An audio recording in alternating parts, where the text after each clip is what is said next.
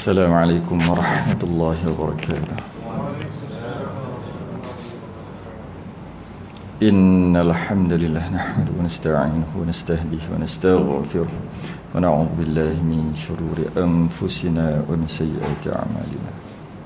Yahdihillahu fala mudilla lahu wa man yudlil fala hadiya lahu. Asyhadu an la ilaha illallah wahdahu la syarika lahu wa asyhadu anna sayyidana Muhammadan abduhu wa rasuluh.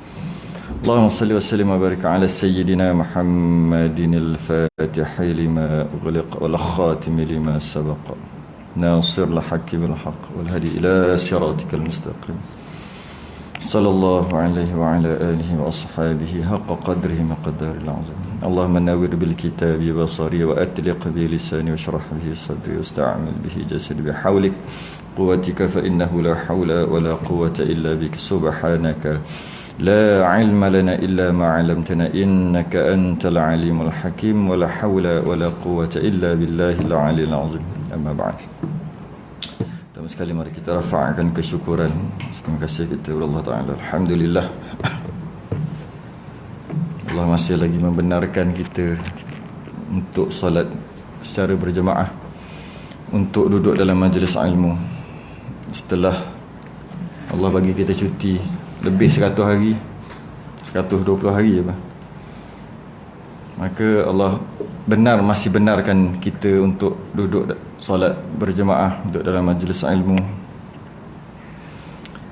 Sebagai sedikit, kalau di Selangor sana, atas arahan di Selangor, sebelum mula kuliah dia minta terangkan ataupun peringatkan 5-10 minit berkaitan dengan apa yang berlaku ni, baru mula. Jadi dah terbiasa, saya pun nak bawa di sini jugalah, 5-10 minit aja.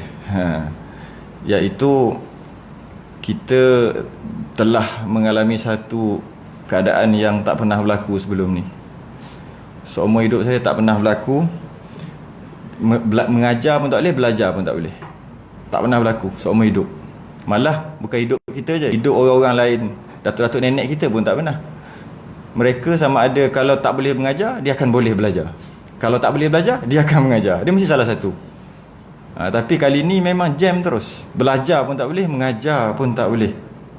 Maka oleh kerana dia satu perkara yang baru, maka kita kena fikirlah sikit, apa hikmah di sebaliknya, ibrah yang kita boleh ambil apa yang terjadi ni. Kita cuba lihat ketika kita tak dibenarkan keluar rumah lah, tak dibenarkan untuk pergi masjid, solat berjemaah, kuliah, semua tak pernah. Semua nak online aja. Kita tak dibenarkan. Adakah kita boleh mengingati Allah? Kerana apa? Kerana kalau kita waktu tu kita tidak sibuk dengan dunia. Kita tak sibuk dengan dunia dah. Nak sibuk dengan dunia apa? Duduk rumah aja. Maka apabila kita tidak sibuk dengan dunia, dapat tak kita sibuk dengan mengingati Allah?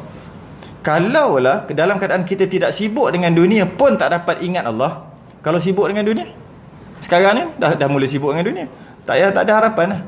Tak payah sembang lah. Ketika tak disibukkan dengan dunia pun tak boleh ingat pada Allah. Ini kan pula ketika disibukkan dengan dunia, contohnya sekarang ni kita dah boleh keluar dan sebagainya, tiba-tiba kita kata kita boleh ingat Allah, tak boleh juga. Jika macam itulah keadaannya, maka kita ada penyakit. Bukan COVID-19, penyakit kita penyakit yang hendak diobat tu agak susah sikit. Bukan penyakit zahir, penyakit batin, iaitu penyakit hati. Penyakit hati. Kalau kita tengok, kita sangat menjaga SOP, Standard Operation Procedure, SOP yang telah diarahkan pada kita untuk buat, kita akur, kita jaga betul-betul. Yang telah dikeluarkan oleh pemerintah, kita jaga SOP. Yang mana dulu tak ada SOP. Sekarang ada SOP. Antara SOP dia kena pakai ni 3 layer, 3 lapis. Kalau selapis tak boleh tau, kena pakai 3. Itu yang disuruh. Pakai hand sanitizer. Kat situ pula kita kena perlu bincang lah, dia ada alkohol kan, sebab dia sejuk. Macam mana tu? Sebelum ni kita sibuk dengan pakai minyak wangi, ada alkohol, tak boleh. Sekarang ni kita dipaksa untuk pakai. Bukannya kata boleh ataupun tak boleh, perlu dibincangkan lah dalam hukum fiqh. Kena masuk kelas fiqh lah tu. Kemudian pula kita nak masuk, kena tembak dulu atas dahi. Tengok kalau cukup, kalau lebih daripada suhu yang sepatutnya tak boleh, kalau kurang baru boleh. Kemudian kita kena melakukan penjarakan sosial. Ada 1 meter, 1,5 meter. Tak boleh rapat-rapat dah. Apa nama ni, soft. Macam-macam perkara semua berlaku tu. Semua tu adalah SOP yang mesti kita patuhi. Dan kita cuba bersungguh-sungguh untuk patuhi. Sedaya upaya kita akan patuhi. Kerana kita bimbang, yang pertama takut kena saman. Itu satu. 1,000 satu. Yang kedua, kita takut pada jangkitan. Kita takut pada jangkitan tu. Yang ketiga, kita fikir tak, kita takut pada jangkitan tu, kita takut sungguh-sungguh tak? Sungguhlah takut. Kau tidak, asal nak buat ni? Asal nak pakai ni? Sungguhlah.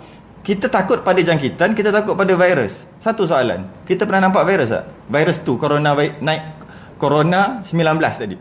Coronavirus, tapi COVID-19 19 kan? Pernah tengok tak? Pernah tengok dalam TV, tapi itu lukisan. Dengan mata kita pernah tengok tak virus tu? Tak pernah tengok. Percaya tak? Percaya jadi macam ni. Percaya orang batuk pergi jauh-jauh. Orang batuk kita sanggup balik rumah. Daripada ambil risiko, dia padahal batuk tekak dia sikit, gatal. Betul batuk.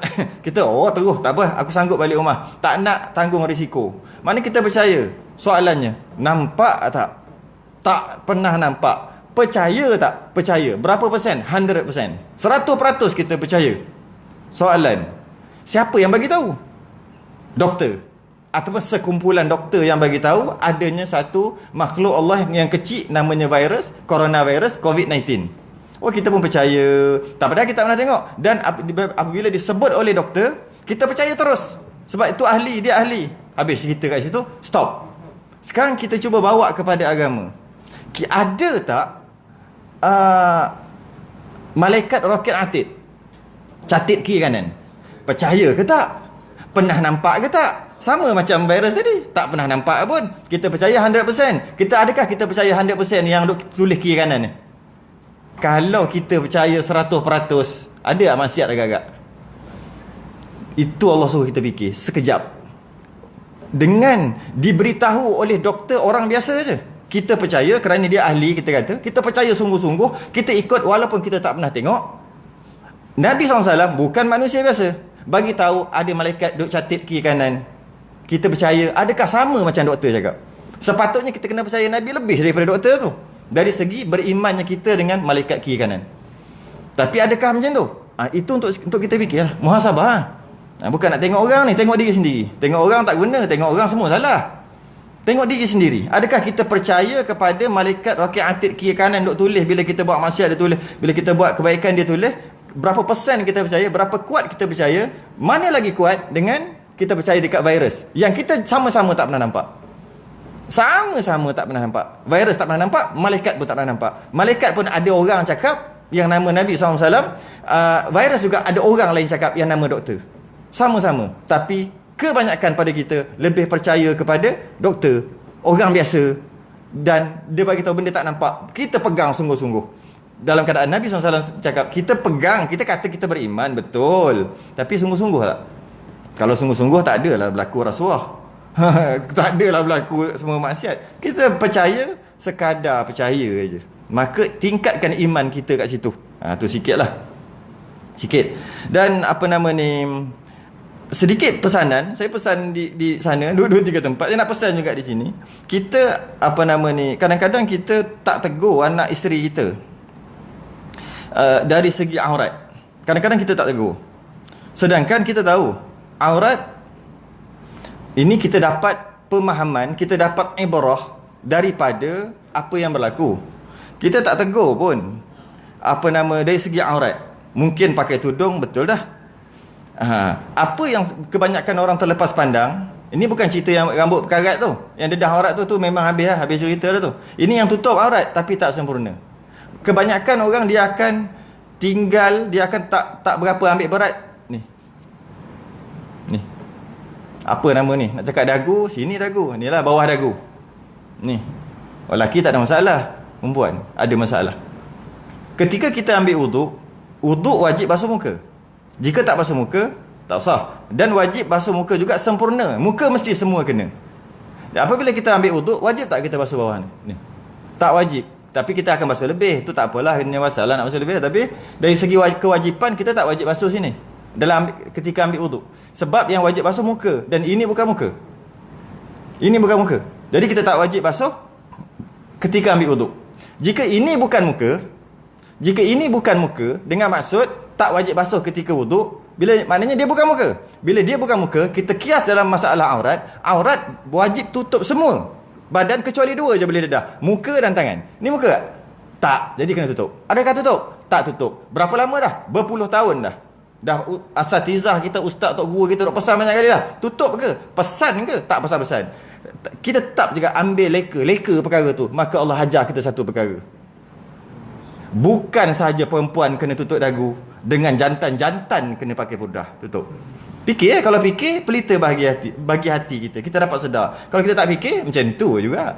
Lepas habis COVID-19 habis, sama macam tu juga. Sekarang bukan perempuan je kena tutup tau dagu ni. Dagu lah.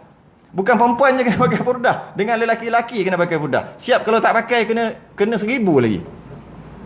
Kenapa? Orang nak suruh kita fikir. Tak lama dah tak tegur anak isteri ni. Tak tutup ni lama dah. Dulu lah yang sekarang ni. Sampai bila? Sampai kiamat? Sampai mati? Bila nak tutup? Jadi oleh kerana tu, kita sekarang tak fikir kita kena tutup macam ni kan? Tutup tu. Tutup. Walaupun letak kat bawah ni pun masih lagi tutup. Tutup. Maka kat sini Allah nak suruh kita fikir. Kita sedar. Aku suruh kau tutup, tak mau tutup. Sekarang aku paksa tutup. Kalau tak tutup, kena bayar. Di tempat ramai lah, kena bayar 1000. Kalau kita sekadar fikir duit, fikir penyakit, itu je lah yang kita dapat. Jika kita fikir lebih mendalam, kita akan dapat lagi, iaitu itu adalah amaran daripada Allah. Habis 10 minit. Baik, kita kalau ingat lagi lah, tempat masjid yang saya pergi sebelum ni sampaikan kitab. Masa ketika kita nak kuliah, ada sibuk cari kitab dekat dalam almari. Kitab pun dah hilang. Mana taknya 4 bulan kan. Kitab ada jumpa ke? Kitab hari tu ada sekali tu kita nak mula dah, kenapa duk bising lagi ni. Tengok orang duk sibuk cari kitab, hilang. Kita tak ingat letak kat mana. Kita kat sini, kita kalau ingat lagi lah, kitab yang kita mengaji kat sini dah lama dah, setahun dah lebih. Hari tu siapa ni post setahun dah, lebih setahun dah, iaitu kita idaman penuntut. Dan kita berhenti masih ni lah nak tanya siapa ketua kelas. 25 kan? 25. Saya tanda 25. Kita dalam membicarakan dalam masalah secara umumnya rukun solat yang berkaitan dengan rukun solat yang berdiri. Ya, kita masuk kat berdiri berdiri. Dan jika tak mampu boleh duduk. Di situ. Kalau ingat lagi lah. Boleh kita berhenti dekat duduk istirahat lebih baik daripada duduk tawarruk. Saya bukan ingat pun sebenarnya. Sebelum datang tadi dah dengar dah rakaman yang lepas sebenarnya. Jadi orang yang tak dengar tu, dia tak faham dia ni. Jadi kita kena sambung. Tapi sebelum kita sambung tu, kita tengok muka surat 25 tu, kedua qiyam kan, kita berhenti dekat sekiranya lemah berdiri kan. Itu. Jadi kita baca balik daripada awal daripada atas. Kedua qiyam, rukun sembahyang yang pertama niat, kita dah bahas panjang lebar. Tak silap saya 3 bulan saya datang sini cerita pasal niat aja. Yang mana kita dapat faham niat ni agak panjang perbahasannya. Dari segi lafaz niat, apa beza dengan niat, kenapa perlunya lafaz niat, kita bahas 3 bulan kan sebelum ni. Saya ingat lagi. Kemudian kita masuk kepada qiyam, itu sebulan. Qiyam iaitu rukun sembahyang yang kedua, qiyam iaitu berdiri. Tengok kita baca qiyam muka surat 25. Qal ma'alif rahimahullahu ta'ala wa nafa'ana wa iyyakum bi ulumi fid darin amin ya rabbal alamin. Yang keduanya qiyam. Qiyam tu apa? Yakni berdiri betul. Bagi mereka yang boleh berdiri dengan menegakkan belakangnya meskipun bersandar pada dinding. Sekiranya seorang berdiri dengan keadaan membongkok hampir macam orang rukuk, padahal ia boleh berdiri betul, tiadalah dinamakan berdiri dan tidak sah sembahyang. Ni panjang ni cerita ni, kita dah bahas sebelum ni. Sebagai ulangan, iaitu qiyam yang kita faham berdiri. Berdiri dia ada sekurang-kurang dan semaksimum mungkin. Jadi berdiri dia bukan mesti macam ni saja berdiri. Yang dinamakan qiyam ataupun berdiri kita dah bahas sebelum ni, iaitu kalau dari segi ke depan kita panggil rukuk dan qiyam bahagi 2. Saya ingat kita ada bincang berkaitan dengan darjah-darjah kan. Satu bulatan tu 360 darjah. Ni yang nak guna ilmu SPM. Ini ngaji saja, tak guna ilmu SPM. 360 darjah bulat. Bila macam ni 180 bulatan 360 180 kalau macam ni jadi 90. Jadi kalau macam ni maknanya 45. Kalau 45 jadi macam ni, jadi 90 tambah 45. Belajar matematik sikit. 90 iaitu macam ni tambah 45. Jadi 135. 135 adalah sekurang-kurang rukuk. Tu 135. Kalau orang yang faham matematik faham lah. Maksudnya berdiri, berdiri tegak, rukuk 90, rukuk sempurna. 135 adalah sekurang-kurang rukuk macam ni. Jika rukuk macam ni namanya rukuk. Ketika buat macam ni, tangan biasanya akan sampai kat kepala lutut dah. Cuma tak boleh nak genggam je, tapi sampai dah. Ini namanya sekurang-kurang rukuk. Jika dia rukuk saja-saja rukuk macam ni, masih dah sah dah solat dia, tapi hukum makruh lah. Kenapa rukuk macam ni? Okey. Tapi kalau atas sikit, atas je sikit, maknanya 136 lah darjah. 136 namanya qiyam ataupun berdiri. Jadi perbezaan di antara rukuk dengan qiyam hanya satu darjah je lah. 135 macam ni namanya rukuk. Atas sikit 136 ni namanya qiyam. Okey. Qiyam. Ini 180 afdal qiyam. Ini yang kita selalu buat, paling afdal. Dan masih lagi nama qiyam kalau dia patah macam ni. Patah sampai macam ni juga. Nama qiyam juga. Ini bukan orang menyakit ni, dia sengaja buat macam tu. Dia jenis main gimnastik, dia berdiri macam ni. Masih lagi nama qiyam. Semua ni adalah makruh. Yang afdal hanya yang ni. Straight ni afdal. Yang selain daripada tu macam ni makruh. Macam ni. Okey, yang ini afdal, makruh sebagainya. Hukum makruh, tapi masih lagi sah kerana nama dia masih lagi qiyam. Kenapa kita bincang benda ni? Kadang-kadang orang kata je dia tahu berdiri, tapi bila kita kata macam ni berdiri ataupun tidak, dia kata tak berdiri dah. Dari segi solatnya, ni namanya berdiri lagi sebab dia masih lagi 136 ke atas. Jadi rukuk dikatakan rukuk macam ni. Kalau macam ni, macam ni masih lagi rukuk lah. Jadi kita kena tahu yang sekurang-kurang dan selebih-lebih. Itu semua tu kita dah bahas sebelum. Okey, kita sambung lagi. Saya nak takut lupa je. Kemudian sebaliknya, jika ia memang bongkok dengan sebab tua atau sebagainya, wajiblah ia berdiri seperti itu. Dah bongkok nak macam mana? Okey. Dan ketika rukuk tambah bongkok lagi. Jenis orang bongkok, maka inilah qiyamnya. Dia ada bongkok sabut, bongkok macam-macam bongkok, ada bongkok udang kan. Bongkok. Jadi kalau dia bongkok macam ni, inilah qiyamnya. Ketika dia nak rukuk, dia kena bawah lagi sikit. Itu pun kalau boleh. Kalau tak boleh, macam tu dia qiyam, macam tu dia rukuk. Macam tu lah. Kalau macam ni dia dah macam ni, ini qiyam dia, dan rukuk dia bawah sikit. Kalau boleh, kalau mampu. Okey, tak makruh dah lah sebab dia sakit. Habis. Itu flashback yang lama, yang sebelum ni, 4 bulan lepas.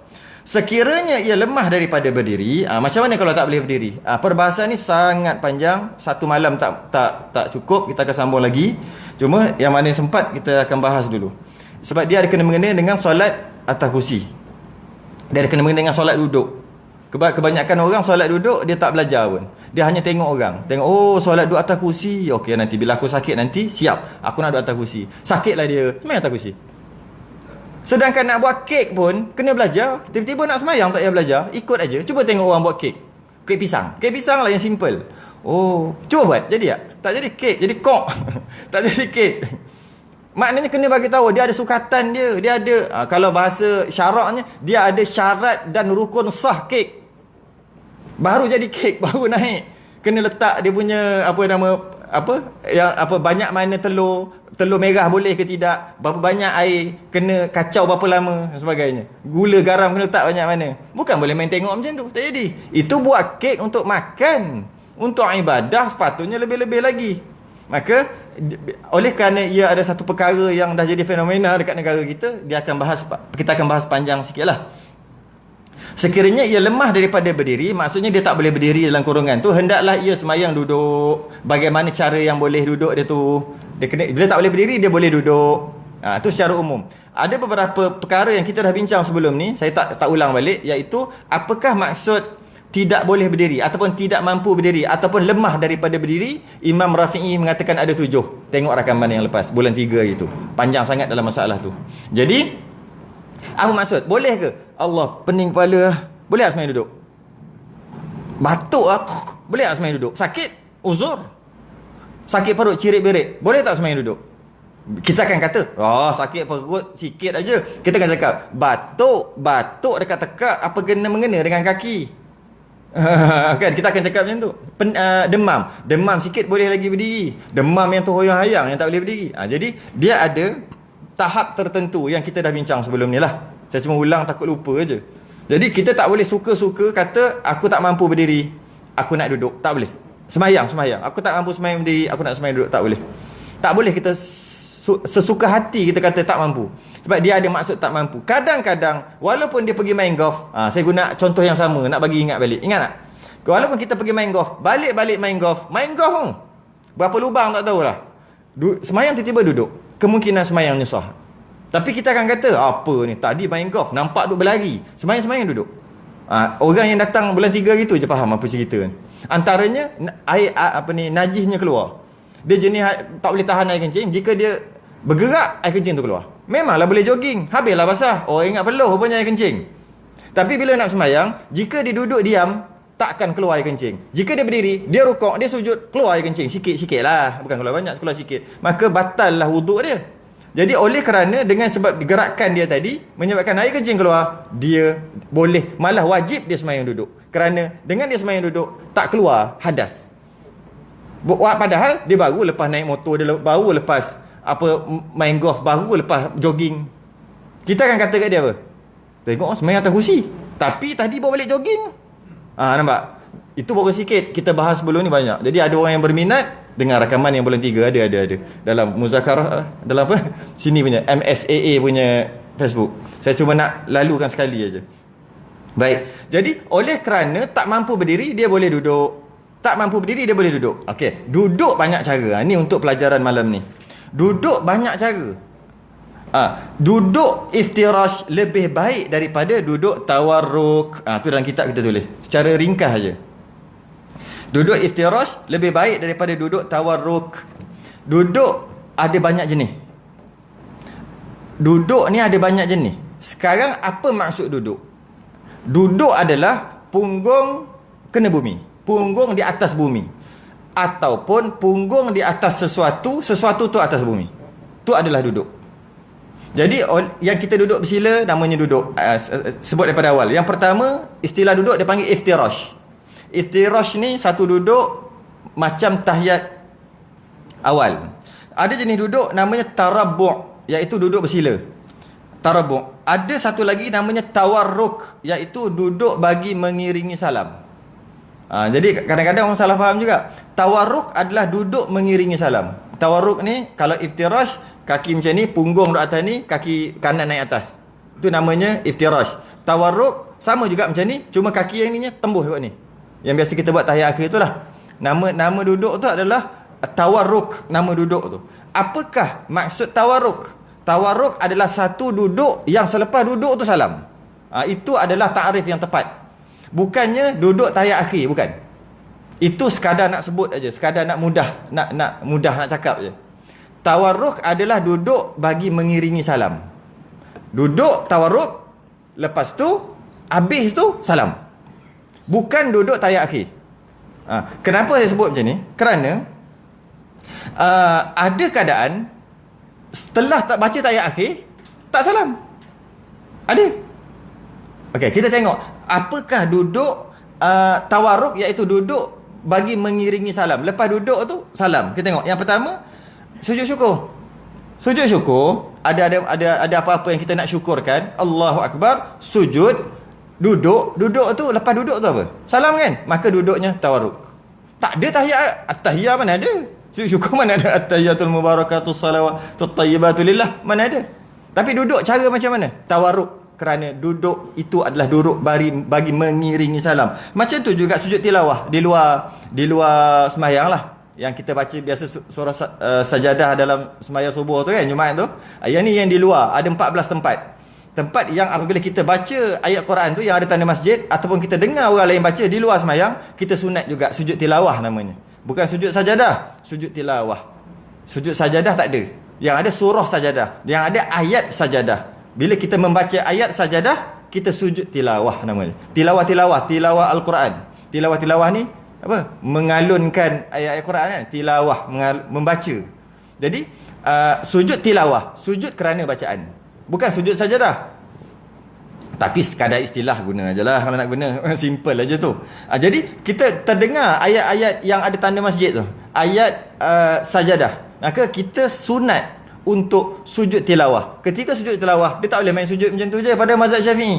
Mazhab lain tak apalah, mazhab kita tak boleh. Kita berdiri, Allahu Akbar, sujud, duduk, bagi salam. Duduk tadi tu, duduk mengiringi salam. Walaupun tak ada tahiyat akhir, tak ada baca tahiyat. Duduk tu adalah tawarruk, bukan iftirash. Bukan duduk macam tahiyat awal, bukan. Ini sunat lah semua. Nak duduk lah macam mana pun. Salam lepas duduk tahiyat akhir. Kan kita tahiyat akhir tu, fil alamina innaka hamidum majid. Lepas tu kita nak buat apa? Kita nak bagi salam. Duduk itu macam kita selalu duduk. Macam kita selalu duduk sembahyang tahiyat akhir tu, itu kita guna istilah tu. Duduk tawarruk adalah duduk tahiyat akhir. Kerana biasanya kita akan baca tahiyat akhir dan kita bagi salam. Biasanya, tak semestinya. Ada tak semestinya? Ada. Ada. Duduk ketika nak sujud sahwi.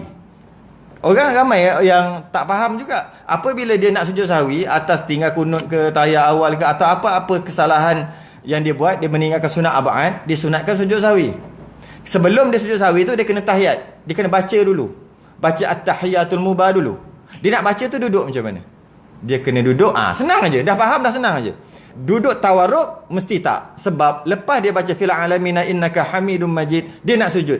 Jadi duduk dia tu bukan duduk mengiringi salam, maka duduknya macam tahiyat awal. Itu special mazhab Syafi'i. Iaitu bila dia tengok imam tu tahiyat akhir tapi duduk iftirash, dia tahu lepas ni imam nak sujud. Ni yang imam tak sakit lah. Kadang ada imam sakit sebab kaki dia besar, apa kaki dia sakit, dia akan duduk tu juga. Dia akan duduk iftirash juga. Ini imam normal, imam biasa. Bila tahiyat akhir dia akan duduk tawarruk. Tapi entah macam mana kali tu, kenapa imam ni duduk iftirash? Dalam keadaan tak sakit apa ni? Mesti lepas ni dia nak sujud. Dah tahu dah. Akan datang dia akan sujud sahwi. Kerana duduk tawarruk adalah duduk mengiringi salam. Dan dia bukan nak salam, dia nak sujud sahwi. Tapi mazhab Syafi'i dia special. Dapat tahu dah. Oh, imam lepas ni nak sujud sahwi ni. Tengok imam sujud sahwi. Lepas sujud sahwi sekali, subhanallah la yanamu wa la yashu, duduk, sujud balik, duduk balik. Lepas duduk ni duduk istirahat ke tawarruk? Tawarruk. Dah tahu dah. Sebab lepas tu nak salam. Itu sikit lah. Jadi itu jenis-jenis duduk disebut iftirash lebih baik daripada duduk tawarruk. Jadi bila sakit berdiri atas sebab-sebab tertentu tak boleh berdiri, pening dan sebagainya, atas sebab-sebab yang dia tak boleh berdiri, maka duduklah dia dibenarkan untuk duduk. Duduk ni pula apa maksud duduk? Duduk adalah punggung tau. Punggung kena bumi, lantai lah, kena bumi. Ataupun punggung kena sesuatu tu kena bumi. Jadi jika kita duduk macam ni kan, kita akan duduk macam ni kan. Kalau kaki kita angkat macam ni, dapat nama duduk ni nama duduk ni. Kita duduk macam ni, kita masih lagi nama duduk lah. Sebab punggung kita duduk sini walaupun tinggi. Punggung duduk atas tumit tu, dia punya bawah dia adalah kaki duduk atas bumi. Nama duduk lah. Tapi kalau dia macam tu aja, tak kena apa-apa punggung dia, tu bukan nama duduk. Duduk adalah punggung di atas bumi ataupun punggung di atas sesuatu tu atas bumi. Okey. Jadi itu maksud duduk. Jadi duduk atas kursi nama duduk. Duduk kan, sebab kursi tu duduk atas bumi. Kita dah faham dah takrif apakah yang dimaksudkan dengan duduk. Jadi kalau macam tu banyaklah cara duduk, macam ni. Jadi apabila dia tak mampu untuk berdiri kerana kesakitan tadi, maka dia dibenarkan duduk. Duduk yang mana? Duduk yang mana paling afdal? Paling afdal adalah duduk iftirash. Itu paling afdal. Duduk iftirash. Duduk macam tahiyat awal. Itu paling afdal. Jika tak mampu berdiri, duduk macam tahiyat awal. Secara automatik, bukan duduk atas kursi lah, duduk kat bawah. Bukan kata tak boleh. Itu turutan. Afdal sekali duduk iftirash. Kerana duduk iftirash ni adalah duduk ibadah. Dia ada dua nama. Duduk iftirash, duduk di antara dua sujud, kan? Duduk tahiyat awal, sama je tu. Kan? Duduk iftirash, duduk di antara dua sujud, duduk tahiyat awal, duduk ibadah. Ni nama ni. Kenapa namanya duduk ibadah? Kita nak, kita ambil di luar sembahyang. Di luar sembahyang kita nak baca Quran, kita duduk, sunat duduk. Jika kita duduk bersila, dapatlah pahala. Kita baca Quran, dapat pahala, dan duduk kita dapat pahala. Tapi kalau kita duduk iftirash ada pahala ekstra. Nama duduk tu duduk ibadah. Kita nak berzikir subhanallah, subhanallah, subhanallah, subhanallah. Kita boleh duduk bersila, semua boleh duduk. Tapi kalau kita duduk iftirash, ada extra markah lebih. Kerana duduk iftirash adalah duduk ibadah. Sama apa-apa saja kita nak buat. Sama juga nak dengan kuliah. Duduk bersila, dapatlah pahala. Duduk majlis ilmu. Duduk iftirash, oh lengah lah, memanglah. Tak kisahlah, cuma duduk iftirash, duduk macam duduk macam tahiyat awal tu, pahala lebih. Tapi tak ada orang boleh buat. Dia akan duduk kejap je, lepas tu dia akan lengah. Tu cerita lain. Dari segi fadilat, duduk iftirash adalah duduk yang terbaik dalam semua jenis duduk. Jadi jika tak mampu berdiri, maka duduklah iftirash. Kerana tu dalam kitab kita tulis kat sini, dia kata duduk iftirash lebih baik daripada duduk tawarruk. Tapi itu secara umum. Pertama yang terbaik adalah duduk iftirash. Yang kedua adalah duduk tarabbu'. Yang ini. Duduk tarabbu' adalah duduk bersila. Nak sembahyang ni, cerita sembahyang. Jadi jika kita tak mampu untuk duduk iftirash, tak nak duduk iftirash, sakit ke apa semua, buku lali kita problem ke apa ke, kita duduklah bersila. Itu nombor 2, tingkatan nombor 2. Pahala besar juga. Yang ketiga baru tawarruk, baru macam tahiyat akhir, baru tawarruk. Yang keempat, duduk sama juga di bawah, kaki menghadap kiblat macam ni. Itu afdal. Yang keempat, itu dia punya tertib afdal dia. Yang kelima, duduk tegak dua-dua lutut macam tu. Duduk, dia sebenarnya ada satu lagi duduk sunnah, iaitu duduk macam mana tu, duduk kaki macam tu, lutut naik, pegang macam tu. Cuba suara macam mana? Macam tu. Tak macam tu. Kepala tak lepas. Oh, tak ada yang tak lepas lah. Ada yang tak lepas. Macam mana makan banyak. Jadi peha besar. Yang peha boleh buat ni, diangkat, pegang tu. Macam tu. Itu sunnah tu duduk. Bukan semata-mata bersila. Macam tu antara duduk sunnah. Duduk apa nama kita? Duduk kapal layar kot. Naik atas tu, pegang. Jadi sembahyang juga duduk macam tu. Itu turutan yang pertama, iftirash, tarabbu', tawarruk, julur kaki menghadap kiblat macam ni. Menegakkan kedua kepala lutut. Kemudian ataupun salah satu kaki macam ni, satu naik. Itu atas sebab-sebab tertentu lah dia buat macam tu. Dan yang terakhir adalah, bukan terakhir, yang seterusnya adalah duduk atas kursi. Nampak? Duduk atas kursi, duduk nombor berapa tu? Dia punya turutan tertib. Bukan semestinya kena ikut. Tak. Nak pahala lebih. Tak boleh duduk kat bawah, terpaksa duduk atas. Itu cerita lain. Dah tak mampu, jangan cerita. Ini dia boleh duduk atas kursi, dia boleh duduk kat bawah. Cuma dia tak mampu berdiri aja. Dia boleh duduk atas kursi dan dia boleh duduk semua jenis duduk saya sebut tadi. Dia boleh duduk iftirash, tawarruk, tarabbu', semua dia boleh. Kaki belunjur kat depan, kaki dua, lutut dua naik atas. Semua dia boleh duduk. Dan dia juga boleh duduk atas kursi. Maka dia mengambil keputusan untuk duduk atas kursi, rugilah dia. Tapi kalau dia dah tak mampu, duduk atas kursi je boleh. Itu cerita lain lah. Itu dah mudarat dia lah. Itu yang tu. Yang terakhir adalah duduk iqa'. Duduk iqa' ada dua jenis. Satu duduk iqa' yang sebut macam tadi, tapi bukan yang tu. Duduk iqa' yang bertinggung. Duduk iqa' juga ada beberapa jenis. Duduk iqa' yang dibenarkan adalah macam ni, yang sebut tadilah. Kaki macam ni. Ini tumit. Duduk macam ni. Sama ada tahiyat awal, duduk antara sujud, duduk macam ni. Boleh juga. Duduk tahiyat awal pun boleh. Macam ni. Tinggilah sikit nampaknya. Tapi punggung atas ni. Duduk iqa' tu dibenarkan. Yang saya nak sebut duduk iqa' ni bukan. Iqa' masuk lain. Yang terakhir adalah duduk bertinggung. Duduk iqa' dan duduk apa ni? Kaki keluar macam tu. Keluar. Apa nama? Macam penguin tu kan. Itu tak dibenarkan. Setengah ulama kata haram, setengah kata makruh. Duduk macam tu. Macam anjing pada dia. Macam mana tu? Macam tu yang duduk. Itu iqa' juga. Jadi kalau saya bimbang takut kalau baca kitab ke apa, kita tulis duduk iqa' hukumnya makruh. Ustaz cakap itu iqa' hukumnya sunnah lagi. Itu iqa' yang macam ni. Ini iqa' juga macam ni. Berdiri kan. Iqa' yang kedua, yang iqa' bertinggung. Duduk kaki macam ni, punggung dia cecah lantai. Kalau tak cecah, bukan duduk dah lah. Cecah. Macam nak buang yang besar tu. Tapi punggung dia kena. Itu juga yang terakhir. Tak boleh duduk yang tu. Yang seterusnya, iqa' juga yang keluar kat tepi kaki dia. Nak tahu apa nama kaki macam tu. Jadi kalau anak-anak, biasa orang perempuan nak duduk yang tu, tepuk kaki dia. Jangan bagi duduk yang tu. Duduk macam macam perempuan solehah macam tu. Duduk orang perempuan lah. Biasa dia akan duduk, kaki dia akan keluar macam tu. Itu kena elakkan seelak-elaknya. Jadi itu dia punya turutan. Iqa' ada tiga lah keseluruhan.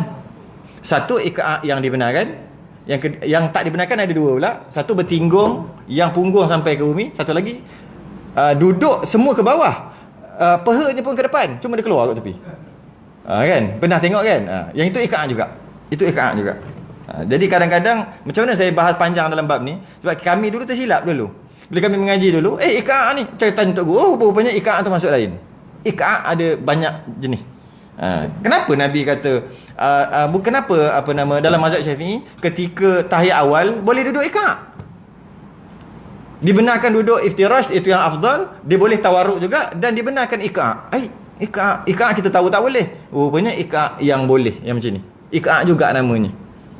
Macam tu. Kalau tengok mazhab Hanafi biasa, dia sembahyang tu, dia tahiyat awal dia laju.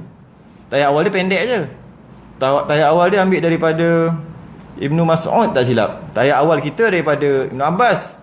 Dia Ibnu Mas'ud. Dia pendek. At-tahiyatu lillah, salamun alaika ayuhan nabi wa rahmatullahi wa barakatuh, salamun alaina. Dia guna nakirah. Kita tak payahlah cerita bab tu, cerita lain. Jadi oleh kerana itu, dia dibenarkan untuk duduk macam tu. Itu iqa' juga. Habis. Itu dari segi duduk. Cuma ada masalah sedikit masalah apabila semua jenis duduk boleh duduk, semua jenis duduk boleh. Apabila tak mampu berdiri, boleh duduk. Mana-mana jenis duduk tadi? Atas kursi boleh. Yang terbaik iftirash, tarabuk nombor 2, tawarruk nombor 3, belunjuk kat kaki. Ni satu kontroversi juga. Orang salah faham. Belunjuk kaki ke kiblat kata tak boleh. Tidak. Malah kita disunatkan, kita Sairus Salikin. Jelas-jelas menghadap kiblat ketika tidur sunnah, bukan menghadap kepala kiblat. Tapak kaki menghadap kiblat. Ketika sakit, nazak, tapak kaki menghadap kiblat. Ketika semua tapak kaki menghadap kiblat. Malah nak sembahyang juga tapak kaki menghadap kiblat. Yang tak boleh, yang haram tapak kaki menghadap kepada Quran, bukan kiblat. Tak ada masalah dari segi hukum. Tapak kaki kita menghadap kiblat, tak ada masalah langsung.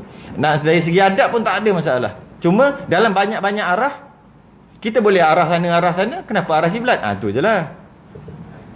Ni bukan yang kata apa, banyak-banyak arah, kau pilih arah kiblat, pahal. Macam tu. Tapi dari segi hukum tak ada masalah. Tak ada masalah dengan maksud kita disunatkan tidur sekalipun kaki menghadap kiblat.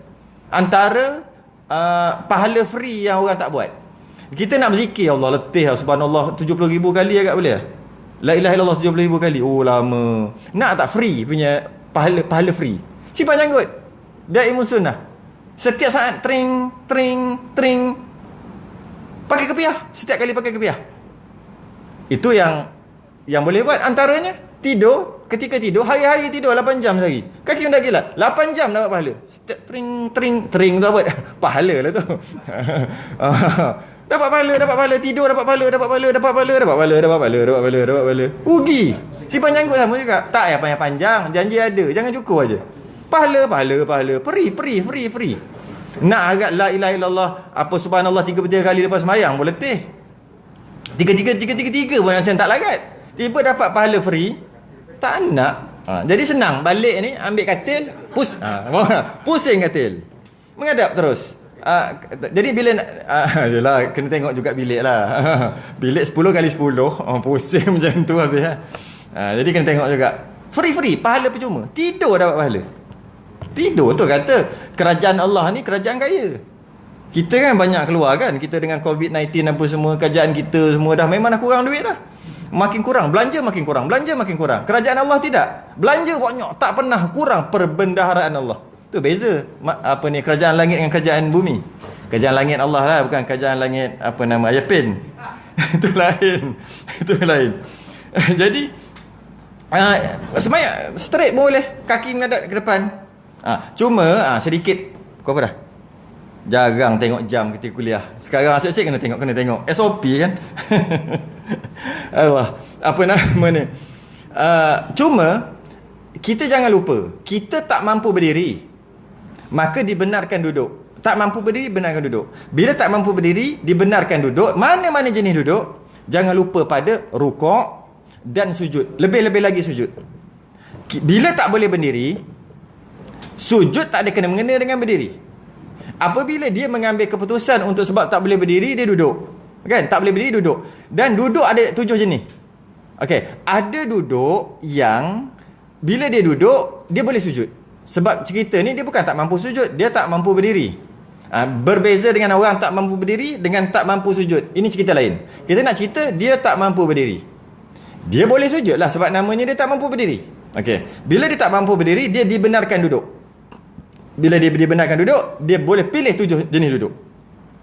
Ada duduk yang bila dia pilih, bila duduk, dia tak boleh sujud. Ada dia pilih duduk tu boleh sujud. Tiba-tiba dia pilih duduk yang tak boleh sujud. Tak sesuai cara duduk tu untuk sujud. Contohnya kaki ke depan, nak sujud macam mana? Kan, tak boleh sujud. Jadi dia sujud isyarat, tak sah sembahyang dia. Sebab ada banyak jenis duduk, dia pergi pilih duduk yang dengan sebab duduk tu tak boleh sujud. Okey, itu simple. Kalau atas kursi macam mana? Dia boleh duduk kat bawah. Kat bawah. Cara iftirash, tarabuk, tawarruk, dia boleh duduk. Kaki berunjuk, semua dia boleh duduk cara bawah. Dan dia juga dibenarkan duduk atas kursi. Dengan sebab dia duduk atas kursi, dia tak boleh nak turun ke bawah. Nak terjun tak boleh, dia kata, payah. Maka dia sujud atas angin lah. Sujud isyarat, tak sah sembahyang. Kerana dia boleh duduk iftirash, kerana itu namanya duduk juga. Dan bila dia duduk iftirash, senang aja dia untuk sujud. Habis kalau dia sujud pun tak boleh, itu bahas lain. Dia tak boleh berdiri dan tak boleh sujud, itu cerita lain. Orang tukar biji mata tu kan, tukar yang mata tu dia tak boleh tunduk, tukar gearbox dia tukar ni kepala lutut. Bila tukar, dia tak boleh sentuh lantai dalam masa beberapa bulan. Itu cerita lain lah. Dia tak boleh berdiri dan dia tak boleh sujud. Dia sebenarnya boleh sujud, cuma kepala lutut dia tak boleh kena lantai, maknanya tak boleh sujud lah juga. Itu cerita lain. Ini cerita kebanyakan orang, dia bukan tak boleh sujud, dia tak boleh berdiri. Maka dia dibenarkan untuk duduk dan dia wajib untuk sujud. Dia tak boleh tinggal sujud. Tapi dia diborong sekarang. Bila tak boleh berdiri, boleh duduk. Bila duduk, tak payah sujud. Tak payah sujud tu masuk sujud angin, atas angin. Mana boleh? Yang dia dibenarkan duduk sebab tak boleh berdiri. Sujud boleh. Cuba try sujud. Hello aje. Tahu tak? Makhluk apa tak nak sujud? Jangan kasar lah bunyi. Bunyi kasar lah. Ada satu makhluk je yang tak nak sujud. Ke nak jadi macam tu ke apa? Jadi bunyi kasar lah. Kadang-kadang kena kasar juga. Asyik lembut, belai tak sedar. Kena kasar sekali baru. Dalam keadaan ramai orang yang mati nak hidup balik nak sujud. Engkau elok-elok hidup, elok-elok boleh sujud, tak nak sujud. Ni cerita yang boleh sujud. Hanya orang yang boleh duduk dan sujud isyarat, hanya orang yang tak mampu berdiri dan tak mampu sujud. Dua-dua tak mampu. Dah bunyi. Kemudian, jadi apa nama ni, sekiranya ia lemah juga daripada duduk. Sambung sikit lagi. Sekiranya ia lemah juga daripada duduk. Duduk pun tak boleh. Apa dia panggil? Lumpuh Lumpuh tak boleh duduk kan? Lumpuh yang dia goyang. Duduk dia jatuh di lumpuh. Tak kisahlah kau bawah ke, kau atas ke lumpuh. Kau kiri ke, kau kanan ke. Dia lumpuh. Sekiranya lemah juga daripada duduk, mana tak boleh duduk, hendaklah ia sembahyang baring. Okey, cuma baring maksud ini, kat sini dia ringkas sangat. Baring ni maksud mengiring. Bukan maksud ni tidur. Sebab tidur kat bawah tu. Satu lagi. Ini maksud mengiring. Ketika dia tak mampu untuk duduk, maka dia sembahyangnya kenalah mengiring sunat lambung kanan. Maksud sunat tidur mengiring di atas lambung kanan. Dengan maksud kiri duduk atas. Macam mana orang sakit, orang nazak ataupun itulah macam ni. Bila lambung kanan di bawah, kiri di atas. Lambung kanan di bawah, kiri di atas. Itu sunat. Macam mana pun boleh juga kalau dia nak lambung kanan ke atas, lambung kiri ke bawah. Tapi kalau dia mampu untuk dua-dua, dia buat yang belah kiri makruh. Jika dia sakit baru tak makruh. Jadi bila dia tak mampu berdiri, sembahyanglah berbaring. Tak boleh melentang, tak boleh berbaring. Jika dia berbaring macam melentang macam tu, tak sah sembahyang dia. Dia kena ikut tertib yang ini. Tak mampu berdiri, duduk. Kalau dia mampu berdiri, tak sah sembahyang. Tertib, ni wajib ikut tertib. Tak mampu duduk, mengiring. Bukan berbaring, mengiring. Sunat mengiring lambung kanan makruh lambung kiri. Kalau sakit baru tak makruh lambung kiri. Dia kena ikut tertib. Jika tak boleh duduk, mengiring. Dan semayang dia macam tu. Macam tu je lah kot. Kan? Macam mana lagi? Nak sujud macam mana dah macam tu? Dia gerakkan kepala je. Dan jika lemah daripada berbaring, dengan masuk mengiring, hendaklah terlentang. Ini baru baring. Baring. Hendaklah terlentang, ditinggikan kepala daripada badan. Ini wajib ni. Ditinggikan tu wajib. Wajib tinggikan kepala daripada badan dengan diletak bantal supaya menghadap kiblat. Maksudnya muka mesti menghadap kiblat. Muka mesti menghadap kiblat. Muka mesti menghadap kiblat. Jadi bila dia berbaring, bila dia mengiring macam ni, mengiring tadi, memang muka menghadap kiblat, dada menghadap kiblat. Dada wajib menghadap kiblat. Ketika dia berbaring, dada menghadap planet Pluto lah atas ni. Muka dia menghadap atas juga. Kerana itu kena angkat sikit. Kalau yang dekat hospital tu boleh pusing tu kan. Angkat sikit, bagi sikit je. Kalau letak bantal pun tak apalah. Sikit je. Mana-mana muka dia kena kiblat jadilah. Dahi ke hidung sikit je. Bukan semestinya tegak macam tu. Tak. Janji sikit. Muka dia sikit menghadap kiblat. Memadai. Dan cara sembahyang pakai isyarat sahaja dengan kepala. Dan rukuk dan sujud dijadikan isyarat kepada rukuk, kurang daripada sujud. Macam ni ya. Maksudnya kalau baring macam tu, kalau rukuk macam ni, kalau sujud macam ni. Yang tu lah. Faham-faham lah tu kot. Okey. Okey, sikit dulu. Jadi kat sini sikit sebagai pesanan sikit. Apabila sembahyang berdiri, dada wajib menghadap kiblat. Apabila beralih dada, batal sembahyang. Jika orang yang buat beralih sikit, cepat-cepat betulkan, masih lagi sah. Kenapa orang buat? Mungkin orang tu batal, dia nak keluar, dia duduk macam ni, kita dah sempit, dia lalu kat tepi kita tarik ni. Cepat-cepat betulkan balik dada kita. Ketika berdiri, dada wajib menghadap kiblat. Okey, tak mampu berdiri, sembahyang duduk. Ketika duduk, dada juga wajib menghadap kiblat. Kalau kepala tak menghadap kiblat, hukum makruh, tapi sembahyang masih lagi sah. Sebab ketika duduk, dada menghadap kiblat. Ketika mengiring, dada menghadap kiblat juga. Ketika berbaring, melentang tadi, muka wajib menghadap kiblat, bukan dada. Muka wajib menghadap kiblat. Waktu tu hati-hati dengan muka dia. Jangan paling suka-suka, batal sembahyang. Macam mana orang paling suka-suka? Ketika dia sembahyang berdiri atau sembahyang duduk, tiba-tiba dia pusing kat ni, batalkan sembahyang. Kerana kiblat dia dada. Ketika dia mengiring sama juga, dia pusing kat tu, pusing melentang, pusing kat ni, batal lah sembahyang dia. Kerana dada kena menghadap kiblat. Ketika dia menelentang, muka wajib menghadap kiblat, dada tak wajib dah, sebab dada menghadap langit. Ketika muka dia wajib menghadap kiblat, dia tak boleh pusing suka-suka. Dia tak boleh. Macam ni, batal sembahyang. Okey, ulang balik. Ketika berdiri, ketika dia sembahyang berdiri, bila dia beralih, muka tak beralih, dada yang beralih, batal sembahyang. Kerana ketika berdiri, dada wajib menghadap kiblat. Muka macam ni, tak batal. Muka straight, dada sengit, batal. Sebab ketika berdiri, dada wajib menghadap kiblat. Ketika duduk juga macam tu. Ketika mengiring juga macam tu. Ketika berbaring, muka yang wajib menghadap kiblat, bukan dada. Jadi muka duduk dia diam. Jangan gerak. Dada boleh kalau nak gerak, tapi dah sakit lah. Dada boleh kalau nak gerak, muka tak boleh. Straight. Straight tu macam tu lah, sikit. Okey, habis. Jika muka, yang ni tak ada dalam kitab. Dia terus kepada kelopak mata. Ini ada satu lagi. Jika tak mampu untuk angkat kepala, ada simen ke apa macam tu je, tak mampu, sewaktu itu sembahyang dia macam tu, tapak kaki menghadap kiblat. Tapak kaki dia menghadap kiblat. Jadi dia tak boleh angkat kaki dia ke tepi, batal sembahyang. Ketika tak boleh kepala, muka. Jadi tapak kaki dia macam tu. Ketika dia sembahyang dalam keadaan muka boleh menghadap kiblat, dia lengoh, dia boleh angkat kepala lutut dia. Dua-dua boleh lah, sebab dia lengoh kan. Tapi dia sembahyang dalam keadaan melentang, muka menghadap kiblat, lengoh, dia boleh angkat kepala lutut dia sikit, tak ada masalah. Kaki dia duduk macam tu, kaki asal macam ni, dia angkat macam ni, tak ada masalah, kerana muka wajib menghadap kiblat.